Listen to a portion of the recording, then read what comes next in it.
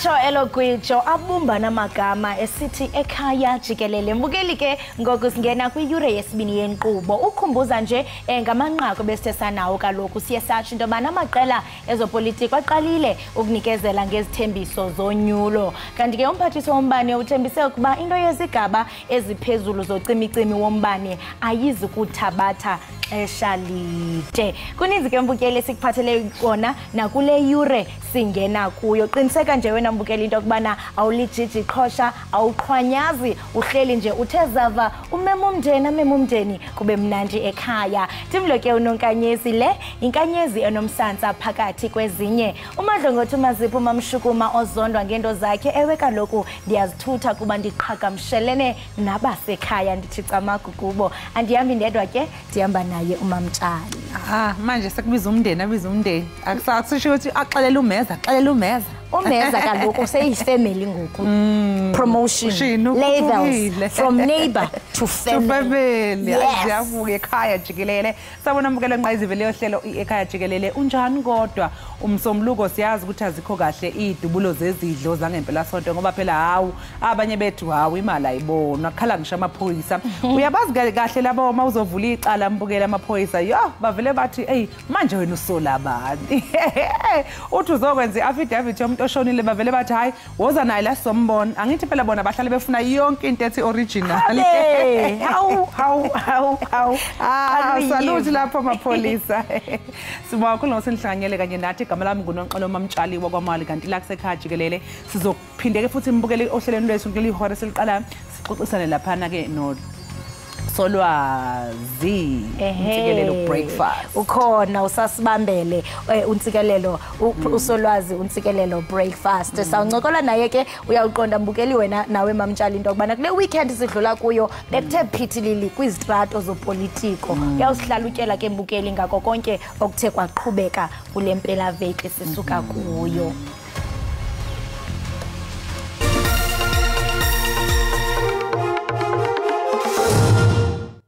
What is the amount of load shedding in February of 2023 compared to February of 2024? It's coming down.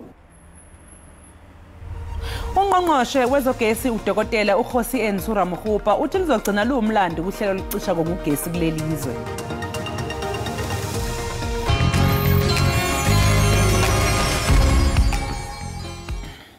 Ungqongqoshe wezogesi udokotela uKhosi Ensura Mkhupa wethembise ngokuthi ukucishwa ngogesi ngokweyigaba eziphezulu kuzoba into esikhashana nezoxazululwa amaduzane. Kule mpela sonto Eskom iqalise uhlelo lwesigaba sesithupha sokucisha ngogesi kulandela ukufa kwezinjini ezisishagalolunye eziteshini ezahlukahlukene.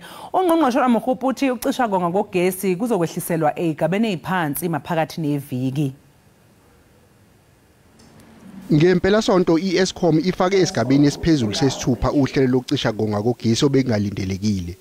Nokho njengamanje sekwehliselwe esigabeni sesihlanu nokulindeleke ukuthi icishe ngolesithathu ukucisha ngogesi kuzokwehliselwa esigabeni sesine. Phakathi kokunye okuhlonzwe njengomthelelo ukuthi kusetshenziswe isigaba sesithupha sokucishwa ngogesi bekuwumsebenzi wokulungisa kwezinjini ezahlukene zeziphehli zeziteshi zakwaEskom. There has to be heightened levels of planned maintenance. We have received fiscal support. We do things right. Don't cut the corners. Make sure that whatever you do, you place the safety of employees first. We return them at the time we said we'll return them. When we return them, they are healthier, they perform better, the efficiency levels are higher. That's how we're going to resolve load shedding. And then accept that there's a risk associated with the strategy we're pursuing. And those risks materialized. They materialized Thursday, Friday, Saturday. These units went out. Izikhulu zangaphakathi kwaEskom zithi akulona iqiniso ukuthi kunesandla semfene kanye nomxhantelo obugebengu okuholele ekutheni kuqaliswe uhlelo lwesigaba sesithupha lokucisha ngogesi. The security cluster is within the stations. We are doing investigations within our call space everywhere. So these are ongoing things to look for intelligence. But currently on what has happened that led to this, you've seen that the biggest change is what I've just explained now with Mitupi. And then also what has happened with the number of chupliks then that happened between Thursday and Friday as well. So there is ongoing investigations and security scans that we are undertaking. Ngakolunye uhlangothi uhulumeni uzophosela inselelo isinqumo senkantolo esiphoqa ukuthi izikhungo ezifana nezikole, isibhedlela kanye neziteshi zamaphoyisa zingacishelwa ugesi noma kuqhubeka i-load shedding. Umbutho EFF uthetha cha umqulu wezithembiso kule mpelaveki sigqitha kuyo kanti ke umbutho wezepolitiko we-EFF unikezele ngomqulu wezithembiso zonyulo ngomgqibelo kwibala lemidlalo iMoses Mabhida eThekwini. Lo mbutho ke nongowesithathu ngobukhulu kweli uthetha cha ke uxwebhu lwezithembiso kodwa ke awuvunyelwanga ukuba uye eParlamente ngethuba ke kusenziwa intetho yobume belizwe isona. Ukuze siqonde banzi ke mbukeli make sijonge banzi ngokuqhubekileyo. Kodwa ke mbukeli ngaphambi kokuba senze njalo sinaye kaloku uProfessor uNtsikelelo Breakfast emnxebeni. Professor masikubulise sikwamkele enkqubeni. Isibusele kwamsasazi. Enkosi kakhulu ngokuba nathi hayi iqhubekile ke imanifesto kule mpelaveki sigqitha kuyo iza kanye ke emva kokuba bekunentetho yobume besizwe isona ibiqhutywa pha eKapa. Xa siqala nje Professor ingaba mhlambe iEFF yenze isigqibo esisiso ngokunikezela ngoxwebhu lwezithembiso zonyulo imanifesto kweliphondo laKwaZulu-Natal? Sorry msasazi dinengxaki uma uthetha uphinde utshone uphinde uvela kungingxaki indlela othetha ngayo so andikuva ncamncam. Uxolo ngiyathemba into okubana uzawundiva. Bendibuza nje Professor into okubana xa siqala ingaba umbutho EFF singatsho sithi mhlawumbe yenze isigqibo esisiso ngokunikezela ngoxwebhu lwezithembiso zonyulo imanifesto kweliphondo laKwaZulu-Natal. Intetho kaMnumzana uMalema ibintetho egxininise kwi-needs zabemi baseMzantsi Afrika ingabemi abatsala nzima ngokwendlela abahlala ngayo especially abantu abatsha ibintetho enhle but ndifuna ukuthi bangaba kukumehluko between uthetha useburhulumenteni nothetha ungaphandle eburhulumenteni. If uyakhumbula ngo-1994 ngethuba kukho ugayo for inyulo i-ANC yayuza into okuthiwa xa ibizwa yi-RDP which is i-Reconstruction Development Program yayi-election manifesto yayo isuka from iCOSATU. La manifesto yenza izithembiso ezenza nje umzekelo. So i-ANC at that time yayi out of power yenza izithembiso ezininzi imfundo esimahla ukhiwa kwezindlu nezinye izinto ezininzi but yathi yawufika elulawulweni it was a different ball game. So I'm saying intetho ye-EFF inhle thethe kahle ngemfuno zabemi baseMzantsi Afrika indlela eza kutshintsha ngayo ubomi babantu indlela eza kubeka ngayo ne-grants indlela ezawulwa. It was a very good manifesto because it covered into yolwaphulo mthetho, it covered into yokulwa norhwaphilizo, almost yonke into ithethile la manifesto. That's why I'm saying the manifesto in theory is good, but in practice I'm not saying that but I'm saying kukumehluko between thetha out of power no thetha in power. So kukumehluko xa zawuthetha usenza ukuthi hayi uyinkokheli ngokemele ilizwe than ngokuba hayi uthetha kuba uthembisa. And iphondo lase KZN liye labonakalisa ukuba eliphondo elibalulekileyo nekungekho lula ukuba baliphumelele. Ingaba kunqinekile oko ngomgqibelo njengokuthi sithi into bana engenene iye yaphumelela ngenyaniso kakuhle. Kwaye ndiyafuna ukuqonda because I mean ngamanye amaqela atshotshenhla afana ne-ANC ne-IFP nawo azawenza imanifesto zabo kwelibala lezemidlalo iMoses Mabhida. It raises i-curiosity into yobana mhlambe intoni le inomtsalane ngephondo lase KZN. Eyokuqala into lobaba iphondo le-KZN liphondo lesibini elikhulu after iGauteng. Likhulu so elaphondo liya contributor to uqoqosho which is the economy, GDP, gross domestic product. So kukho economic activities ezininzi pha. But also elaphondo my reading of the situation is that ayizubakho i-outright winner pha. I-IFP, I agree with umbono othi before ushering in of umkhonto wesizwe, it stood a chance of winning la province as opposed to ANC. But since kukho umkhonto wesizwe uthatha i-votes not only from the ANC but from the IFP, from EFF. So ke ngoku i-competition tight le ikhoyo pha, because xa i-political parties zifuna ufumana i-votes, i-political competition le. I just hope that kodwa ke akuzubakho udutyulwa kwabantu, ukubulawa kwabantu, because loo nto leyo ke ayikhuthazi into ye-competition. So into yenza uba la phondo lube interesting uba ngaba ingathi akuzubakho i-outright winner. I-prediction yam ithi uba ngaba kwela phondo kuzabakho i-coalition arrangement. It will be between umkhonto wesizwe, i-IFP kunye ne-EFF. I don't think i-DA izaba part of loo nto leyo, because in a history yoba ne-bad blood yongavisisani kunye ne-EFF. It's not easy join forces ne-EFF because bane-views, bayatshintsha i-views zabo exesha lihamba. So that's why ela phondo eliyana ke ngoku li-under i-spotlight. Bensazawubuza kanye loo nto Professor into yokubana kuba kaloku siye sabona nenkokheli ye-ATM uZungulu eqabele eqongeni, abantu bezibuza mhlawumbi into yobana ingaba khona intsebenziswano phakathi kwala maqela because enye yezinto ezithe zakhankanya kukuba ngenxa yokuba ke bethathe le venue okanye eliphondo kukuba befuna ukugudluza phantsi umbutho we-ANC.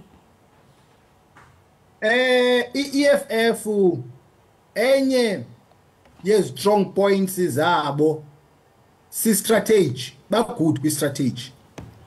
I don't think EFF is friends with EATM okanye EFF is friends with umkhonto wesizwe nye uTata Jacob Zuma. They're not friends. There's a difference between a friendship and a political alliance. Sinakusebenzisana for izizathu ezi-political, but it doesn't mean that we're friends. So EFF in an alliance politically ne-ATM. Why? Because into ebazisa together kungavani noMnumzana uRamaphosa. If you look at ATM, almost yonke into eresponda to kuyo zi-failures their administration of uRamaphosa. Whether that is right or wrong, that's not the issue. The issue is that a common denominator kanye into ebazisa together uMnumzana uRamaphosa. So I think ilo relationship, I'm not sure ke ubangaba ke in future ke ATM ngaba under EFF, but what I know into bangaba zikhona ingxelo kodwa ezithi iATM is a brainchild of affection kaMnumzana uZuma ye-radical economic transformation. I mean, i-open secret le. Aya ngokubila lamanzi wena Professor. Kwaye ke sijonga phambile kunyulo. Ingaba mhlawumbi i-EFF ingenza ntoni ukutsala abavoti kuba inkokheli yeliqela uye wenza izithembiso ezahlukileyo. Phakathi kwazo ke kuquka nala 248 page apho kaloku esithi into yokubana our land and our jobs now, stop load shedding. Enethemba ke lokuba mhlawumbe oku kuzawenza into yobana afumane uloyiso kunyulo. Yintoni ekufuneka yenziwe lo mbutho ukunqanda ukuphulukana nabavoti njengoko sibonile into yokubana noko baphume ngendlu abantu bagcwalisa iMoses Mabhida ngoku into seyisele ebantwini? Okay, advantage EFF is that our political party in power, yes, but we coalition arrangements. So you can't judge them based on the track record. Unlike ANC is on the back foot because the track record I'm not saying that the could changes as call, but I think they could have done better. But EFF and I track record. Now, the advantage because you cannot talk about the failures. Now the question is, votes. EFF color in terms of the foundation it is founded on ideological orientation of a Marxist and Leninist approach.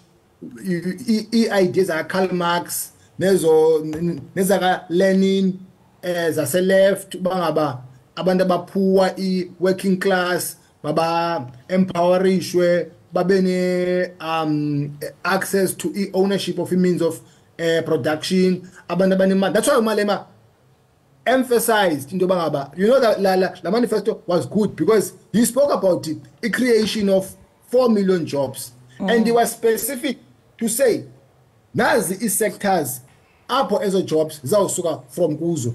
He was also specific to say imali will come from wealth tax. So you could see ale manifesto icingiwe, which is good. But it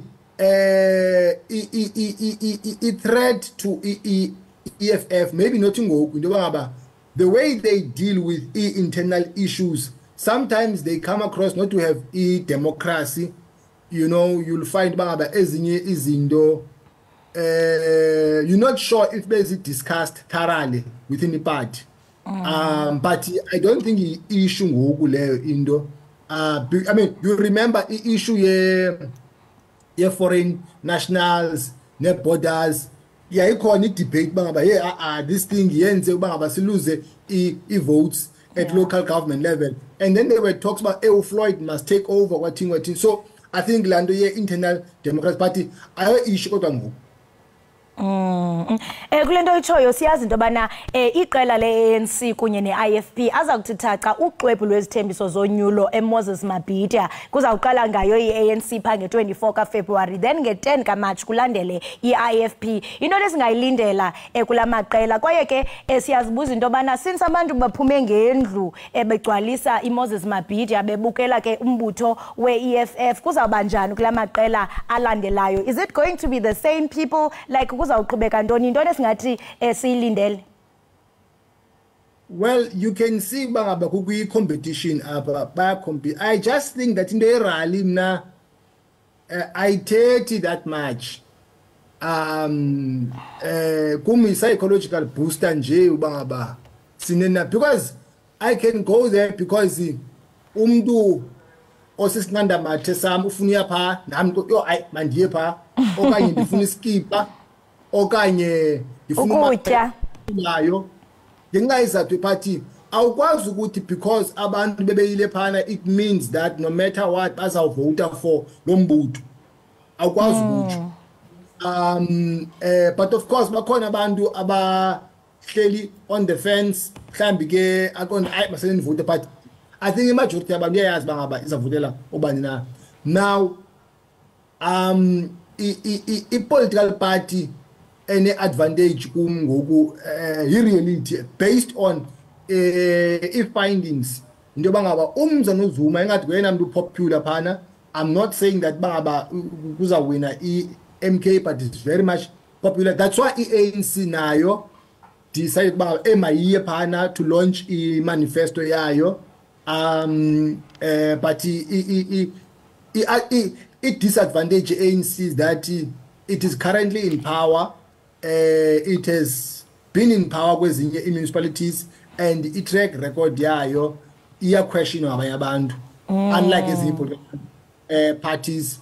IFP nayo is a IFP ngo because yenza kakhle. I mean, if you look at electoral performance here, IFP at local government level yenza kakhle as opposed to ANC, but it threat a poser a danger to IFP ayisuke outside isuka inside because of ungavisisani kwabantu.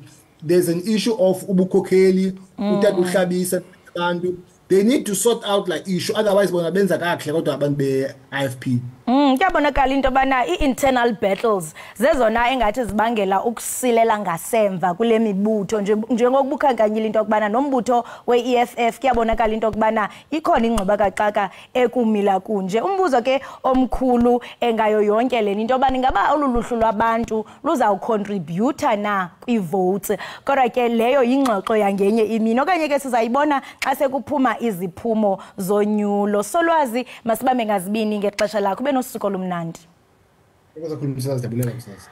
Right, mbukeli Ekhaya Jikelele lo ke ebesithetha naye nguye unjingalwazi untsikelelo breakfast umhlalutyi ke wezopolitiko ebesihlalutyela ke ngemanifesto biqhubeka pha eMoses Mabhida kwiphondo laKwaZulu Natal apho kaloku umbutho weEFF umongameli walombutho ebethula umqulu wezithembiso njengoko kaloku unyulo lusondele umbuzo ngokuba ingaba wena apho ekhaya uluvo lwakho luthini masiqhubeke sibhatala amatyala qiniseka awugungqe sabukele inkqubo oyithandayo Ekhaya Jikelele.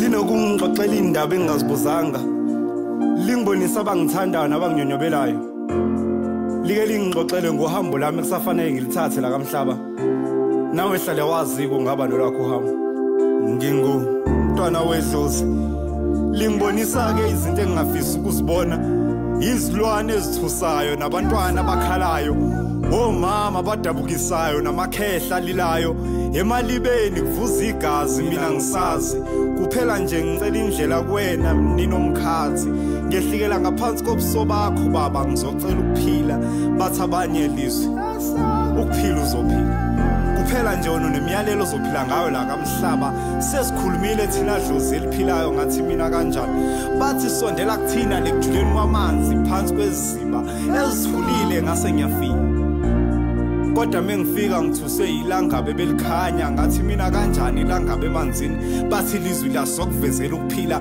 ngena kulesi siba sohlangana nawe phansi kwalesa sisiza ngathi mina kanjani ngoba kuyathusa la kamhlaba futhi ukhuluma nami ngokwendlela ave sengilahlekelwa ingqondo noma sekwenzakalani bathi lizwi siyaphila futhi wena ngaphakathi siyavuma makhosi wena ngena kulamanzi mase uyasondela kuthina ngase ngilifaka unyawo lokuqala ngisondela kwavuka mina ukuthi ngaphakathi ngumntwana wedlozi futhi liyangigqugquzela liyangivikela kona konke engikwenzayo ngangena ebuva lobe likhona ngezihlabathi samanzi engathi singenela ngaphakathi ngathi mina nezulu kanti nifunani kumina nakusenginile nje lekamanzi bathi hlisa ulaka ndodana sofike khona ke la amanzi aqala ashintsha ngokubanda kwalamanzi kuya ngokuhlukana ngezigaba la ngaphansi kubanda kakhulu kunalade ngaphezulu ngathi mathonga amahle nithenzoba nami kulona lonke lo hambo bathi lizwe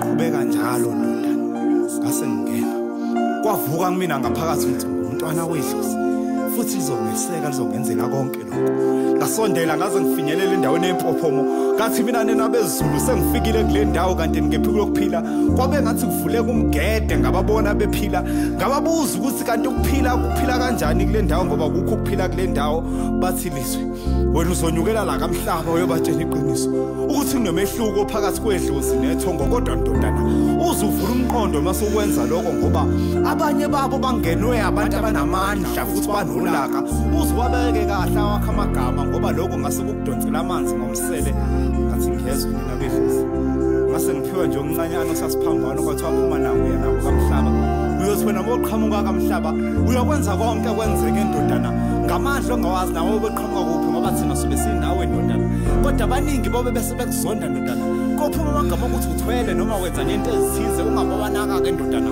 ubokwazi wena kamhlaba uselini abanye bazothi uyazitshena abanye bazozitshena ngokwakini baningi abazokuhlaba ngamagama ndodana kodwa ukuphakelele phambili ngathi mina mathonga amahle ndawo hambo leno ngiyalithatha ngiyakamhlaba ngophilisa ngendlela ngiyobanqobisa abagulayo ngumntwana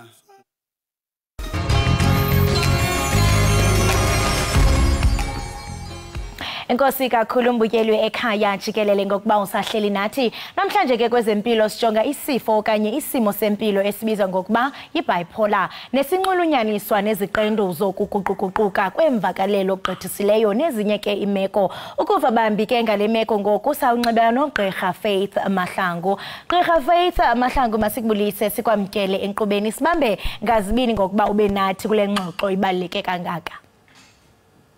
Thank you so much for having me. Something that's very important emphakathini. Siyafuna nje ngaphambi kokuba siqale nombukelo obukele ekhaya othi ndiyaqala uliva eligama elithi bipolar. Xa sithetha ngebipolar sithetha ngantoni? So bipolar it's a mental disorder. A mental disorder maningi we have psychotic disorders, substance use disorders. Bipolar is a mood disorder. So masiti a mood disorder which the regulation of a person's mood has been affected. So usually generally abantu have fluctuations with my mood. Sometimes we're happy, sometimes we're sad. However, with bipolar you have extremes. You find it in the name bipolar. So bi meaning two poles. So the one pole is extreme high, and then the other pole is extreme lows. So abantu who struggle with that have that. Sometimes they're extremely high, other times they're extremely low, and yeah, essentially that's why the NCBs are bipolar. Ndiyakuva apha uchaphazela igama elithi mental disorder. Ndiyafuna uqonda into yobana mhlawumbe kweli lizwe lethu loMzantsi Afrika kumnxasiphi noluchaphazeleko lwebipolar, kwaye ndiyafuna uqonda mhlawumbe into yokubana uze uzibhaqe sele unebipolar ibangelwa yintoni. So ziningi izinto ezingabanga ibipolar. Sometimes uthola ukuthi umuntu efamily yakhe we call it genetics or heritability. So if umuntu utholakala ukuthi in the family there was a history of bipolar or depression or any mental illness, kunga increase chance ukuthi naye ke abe naye bipolar. And then sometimes uthola ukuthi while ngisho sonke we develop in the womb, so uthola ukuthi sometimes connections from neurons which connect, there's certain structures in the brain which regulates moods. So you find some connections there kuba impaired, and therefore umuntu ke kuba nzima ukuthi akhona ukuregulate mood wakhe. But other things is what you can have bipolar which are caused by ukugula HIV ngayenza umuntu kube ne similar presentation as bipolar. And then also drugs, some people can smoke certain drugs which can induce bipolar. So ngaba izinto eziningi that results in the environment, stresses can then make umuntu who's already had the gene to just trigger it, and then present as a bipolar patient. Gqirha Faith, kuba khona iziphoxo okanye ijokes ezidla ngokwenziwa ngabantu, ufumanise mhlawumbe into yokubana uba ngumuntu obhinqileyo okwiminyaka ephezulu xa kubonakala ngathi hayi mhlawumbe une-moods okanye ukraka kuthiwa une-bipolar. Ndiyafuna uqonda mhlawumbe into yokubana ezichaphazela umntu oneminyaka emingakanani, and how prevalent xa sijonga mhlawumbe kwi-gender male or female, and umntu mhlawumbe yintoni ayiphawulayo, zeziphi mhlawumbe i-symptoms ze-bipolar umntu angazibona mhlawumbe xa iqonda into yobana hayi ndichaphazelekile. Bipolar it is prevalent. It's something esibonayo kakhulu in males and females. We see it more often for females, but it doesn't mean it's in males. And then usually guys early 20s, late teens, but balekile ukuthi sazi ukuthi nabantwana, so abantu who are in their early teens nabo they can present with the bipolar. Abantwana it's more likely to be something else, because abantwana usually they present with complexity of symptoms, but mhlawumbe late teens, early 20s you can start seeing it. And then ukuthi umuntu wazi ngani ukuthi they have bipolar, like I said, it's with the fluctuations of the moods. So if and remember, fluctuation is not it doesn't take place in just one day, because abantu can easily think it's just because umuntu moody, then that means it's not bipolar.